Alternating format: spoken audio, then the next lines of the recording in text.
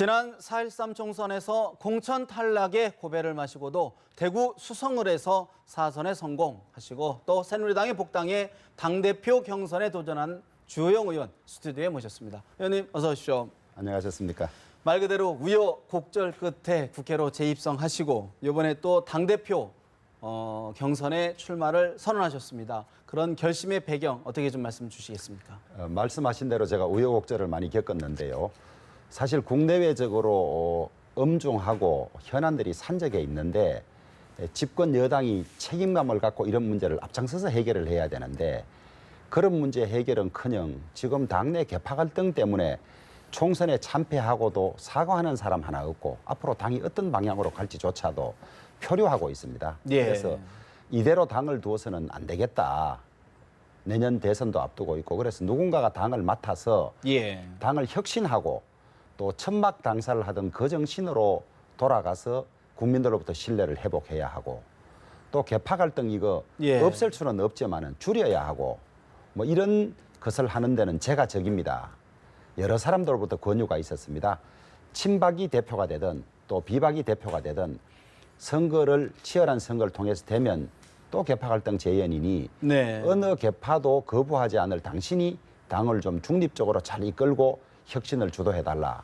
그렇게 해서 출마를 결심하게 됐습니다. 사실 지금 의원님 말씀하신 것처럼 계파 말씀을 하셨는데 비박계로 분류되지만 또 친박 또 비박계는 아니고 또 이런 중간지대에 있다는 말씀 스스로 이제 규정을 하고 계시는데요. 어떤 의미, 어떤 취지로 좀 이해를 하면 될까요? 사실은 이제 새누리당 내 계파는 친박계밖에 없다고 볼 수가 있죠. 친박이 아닌 사람들을 모두 비박이라 그랬죠. 그러다 보니까 또 친박 행태에 대해서 불만을 가지고 그 친박을 조금 이제 공격하고 시정하려고 하던 그런 그룹들이 비박 내도 조금 있기는 한데 저는 어느 쪽에도 속하지 않은 말하자면 중립이고 이렇지요.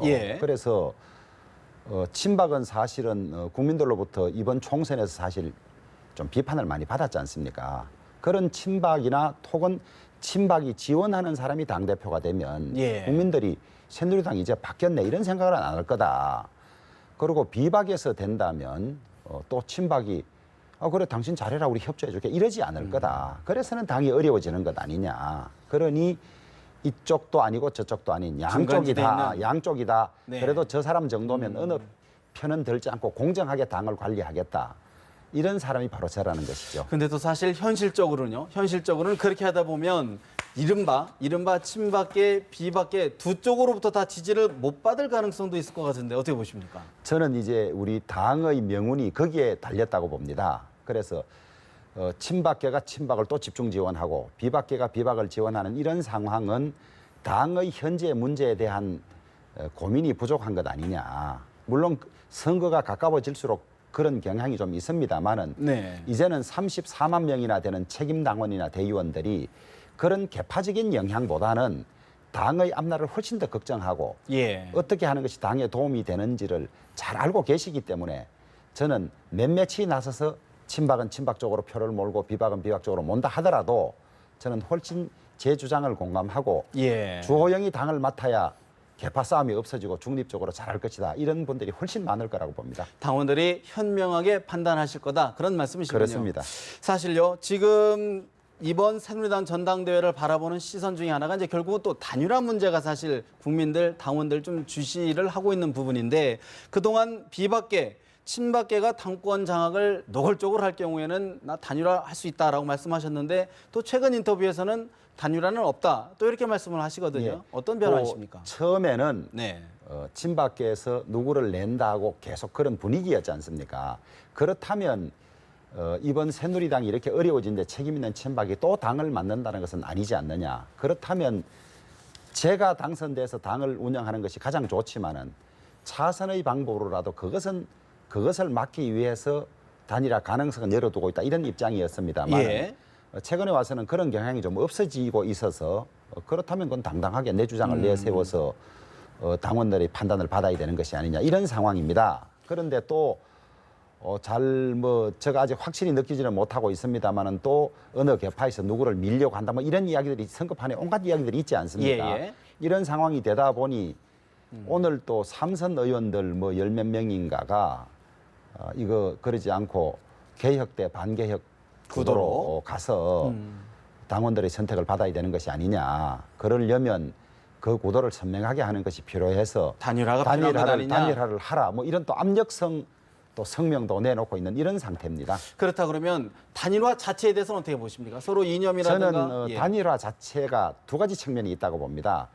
정치 공학적으로 단일화를 하면 그것은 조금 부정적인 측면이 있지만은 어차피 이 당원들이나 유권자들은 마지막에는 성향이 다른 어떤 두 성향 중에서 선택하는 경향이 있다면 그 선택, 그 구도를 더 분명하게 하기 위해서 필요한 단일화도 있다고 봅니다. 저는 개혁의 단일 대우를 형성한다든지 예컨대 A라는 후보가 한 40%를 얻었고 B, C라는 후보가 30%를 얻었는데 각각 B, C 후보는 서로 목표가 비슷하고 방향이 같다면 이 한 방향을 이루기 위한 단일화는 저는 비난받을 필요가 없다고 봅니다. 그런데 성격이 전혀 다른 사람이라든지 당선만을 위한 평소에 노선이 달랐는데 단순히 합치면 우리 표가 여기 올 거다. 이런 걸로 하는 단일화는 저는 바람직하지 못하다고 보죠. 전체적으로는 그러면 앞으로 지금 이제 선거 전이 중반으로 치닫고 있는데 앞으로 선거 전망은 어떻게 보고 계십니까? 그럴 가능성. 저는 선거가 가까이 올수록 구도가 단순하게 되는 경향이 있고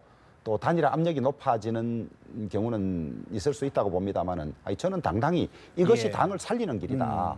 끝까지 이렇게 개파대결로 가면 안 된다. 이 주장을 당당히 끝까지 하고 당원들의 선택을 받겠습니다. 심판을 받겠다. 그런 말씀이신데요.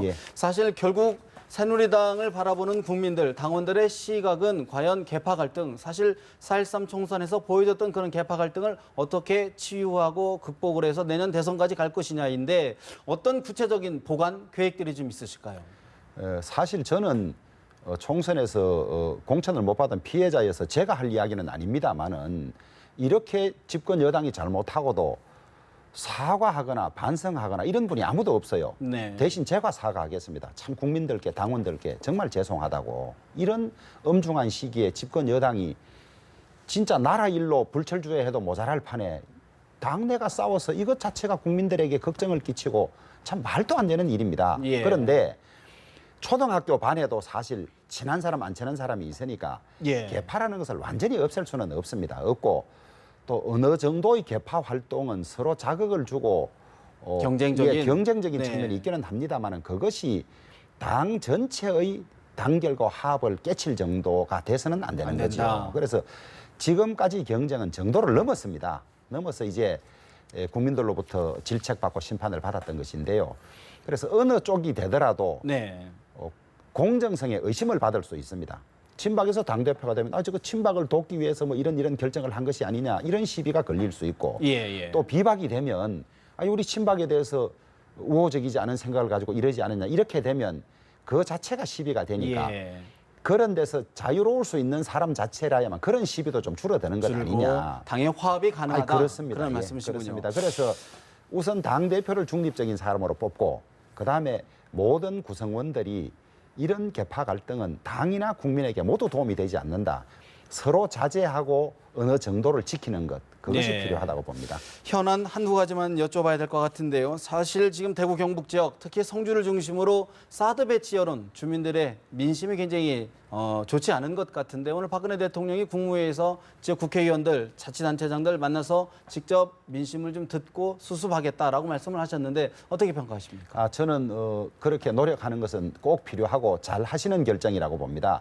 그런데 이제 저는 지역이 또 대구이고 성주 가까이 있어서 그쪽 분위기도 다 잘 알고 제가 또 국방위원으로 2년간 있어서 사드의 중요성이나 배치의 필요성도 잘 아는데 참 안타까운 것은 소통이나 설명 부재가 이 상황을 많이 악화시켰다고 보는 것이죠. 왜냐하면 3노 정책이라 그래서 사드 배치 논의도 하지 않고 필요하지 않다는 입장을 계속 가지고 있다가 갑자기 입장을 바꾸었거든요. 이것도 필요하면 어느 단계에서 사드는 이런 무기이고 방어용 무기이고 꼭 필요합니다. 전자파는 이렇습니다. 미리 다 보여주고 이해를 구하고 그리고 이 북한의 핵무기 이 중장거리 미사일로부터 위협이 꼭 돼요. 필요합니다. 우리나라 어디엔가는 설치돼야 됩니다. 그 지역이 어느 지역이 되더라도 우리끼리는 감내합시다라든가 이런 걸 미리 좀 많이 했으면 좋지 않았을까 이런 아쉬움이 그런 있죠. 아쉬움이 좀 있다 그런 네, 말씀이시군요. 예. 사실 차기 당 대표의 역할 가장 큰 것 중에 하나가 과연 이제 대선 관리, 어떤 대선 주자를 만들어서 승리를 하느냐가 가장 큰 역할일 텐데 대선 관리 어떤 방법? 지금 벌써 이른바 대권 잠룡들 좀 움직이기 시작하는 것 같은데 어느 시점부터 어떻게 좀 관리해 갈 생각이신지요? 저는 방금 말씀하신 다음 당대표의 가장 중요한 역할이 대선 주자 관리라는 점에 동의하지 않습니다. 다음 당대표의 가장 중요한 역할은 천막 당사 정신으로 돌아가서 당이 국민들로부터 신뢰를 회복하는 게 가장 중요합니다. 그런 이후에 후보가 성공할 수 있는 것이지 예. 당은 엉망이고 신뢰를 안 받는데 아무리 좋은 후보를 갖다 놓아도 저는 국민들로부터 지지를 받지는 못할 거라고 보거든요. 그래서 예. 다음 당대표는 하여튼 천막 장사 정신으로 돌아가서 국민의 아픔과 국민의 고민들을 적극 해결한다는 진정성을 인정받고 예. 또 국가적인 과제에 대해서 유능한 집권 여당이다. 이런 평가를 받는 게 가장 중요하고 그다음에 두 번째가 방금 말씀하신 대선 주자들 경선 관리를 어떻게 예. 하느냐인데 원칙은 투명하고 공정하고 치열하게 이 세 가지 원칙만 지켜지면 국민들이 저 당은 참 당내 민주주의가 돼 있고 공정하구나. 이것 자체가 우선 후보의 경쟁력을 높일 테고 예. 그다음에 많은 후보군들을 국민들에게 그렇게 자세히 치열하게 드러내면 거기서 경쟁력이 생기지 인위적으로 무슨 없는 경쟁력을 억지로 만든다고 해서 되는 것은 아니라고 그렇다 봅니다. 그러면 여권 일각에서 얘기된 어떤 정계 개편이라든가 뭐 외부 영입이라든가 이런 부분에 대해서는 어떻게 생각하십니까? 저는 다 적극적으로 문호를 열어놓고 봐야 된다고 봅니다. 다음 시대에 앞으로 향후 5년 동안 우리나라를 누가 가장 잘 이끌 수 이끌어갈 있을지 것이냐. 리더십이 있는 사람이라면 모두에게 기회를 주고 국민들에게 선택받을 장을 만들어 드려야 한다고 봅니다. 사실 지금 새누리당 지금 대표적인 공약으로요. 조 의원님 예산 개혁과 공천 개혁을 꼽으셨어요. 예. 사실 이 부분 굉장히 민감하면서도 굉장히 손대기 어려운 부분들 중에 하나인데 예. 구체적으로 어떻게 좀 개혁을 하실 계획이신지요? 예, 저는 정치의 최종 목적은 국민 통합이다. 그리고 국민 통합의 아래 개념으로 소위 양극화 해소라든지 정규직 비정규직 문제라든지 여러 가지가 있다고 보는데요. 이 양극화 문제 해소라든지 이런 데 지금 당장 급한 것이 이 조세 정책, 네. 그다음에 복지 정책 이런 것들인데 여기에 필요한 재원을 확보하기 위해서 제가 들여다보고 경험해 보니까 국민 혈세인 소중한 세금이 낭비되는 경우가 엄청나게 많습니다. 며칠 전 신문에도 보면 R&D 예산이 우리나라가 OECD 국가 중에서 부족하지 않은데도 실제 낭비되고 중복되고 결과가 나오지 않는 것이 많지 예, 않습니까? 예. 이것들을 아마 국민들이 다 알면 세금 안 내려고 할 겁니다. 그래서 철저히 제로 베이스에서 네. 세금 개혁하고. 효과적으로 잘 쓰이도록 개혁하고 그 재원 있으면 그런 양극화 해소라든지 이런 데 써야 한다고 보고 그다음에 지금 공천개혁. 당내 민주화가 네. 우선 절차적 민주화도 잘 안 돼 있습니다. 그래서 절차적 민주화, 실질적 민주화 그런 개념 속에 공천의 투명성, 공천의 민주화도 포함되는 것이고요. 적어도 한 나라를 민주적으로 이끌겠다는 집단이 자기 조직조차 민주화 안 돼 있어 어떻게 그걸 국민들에게 민주주의 하자 그러고 우리를 따라달라고 그러겠습니까? 그래서 당내는 당내 민주주의, 그다음에 국가적으로는 양극화 해소나 사회 통합을 위한 예산 개혁 네. 이렇게 공약을 내놓았습니다. 한 가지만 더 여쭤보면 사실 지금 이제 대여 관계 여소야대 국회에서 당 대표가 되시더라도 상당히 협치라는 부분이 굉장히 중요한 덕목인데 대야 관계 또 청와대와의 관계 어떻게 좀 구상하시는지요? 야당과의 관계에서는 제가 원내 수석 부대표 그다음에 정책위 의장을 하면서 야당과 숱한 협상을 했습니다. 물론 그때는 여대였지만은 소위 국회 선진화법이 있었기 때문에 지금 여소야대나 별반 차이가 없는 상황입니다.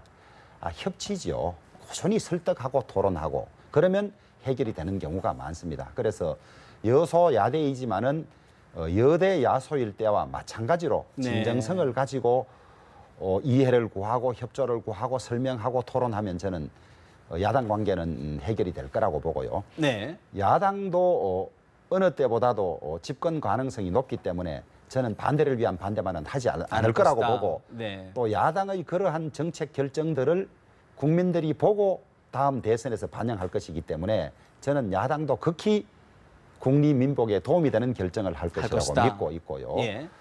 그다음에 당청 관계. 소위 이제 당청 관계인데 그게 잘 되지 않았는데 늘 당이 이 청와대의 하위 조직인 것처럼 되는 것이 이제 불만이고 이랬죠. 그런데 민심을 가장 일선에서 받아들이고 국민의 아픔을 정책에서 반영하는 안테나랄까 촉수는 네. 당입니다. 그래서 서로가 서로의 중요성이나 가치를 인정하고 존중해주고 의견을 받아들이고 자주 만나서 토론하고 결론 내고 이런 관계 정립이 필요한데 그게 왜 그렇게 어려운지 모르겠습니다. 알겠습니다. 마지막으로 당 경선, 대표 경선 얼마 남지 않았습니다. 마지막으로 당원 국민들께 한 말씀 해주시죠. 제가 수차례 말씀드리고 있습니다만은 집권 여당의 책임 참 무궁무진합니다. 당내 일로 싸울 여유나 시간조차도 없습니다. 정말 부끄러운 일입니다. 우리 당내 싸움 중지하고 당내 싸우지 않을 사람 대표로 뽑아놓고 그 다음에 국정에 매진하도록 그렇게 하십시다. 우리 당원 여러분, 국민 여러분, 저희 이 안타까운 외침을 꼭 좀 귀 기울여 주시고 저를 도와주십시오. 그래야 새누리당이 살 수 있는 길입니다. 알겠습니다. 8구 전당대회에서 부디 좋은 성과 거두시기를 기대해 봅니다. 오늘 말씀 여기서 줄여야 될 것 같습니다. 말씀 고맙습니다. 예, 감사합니다.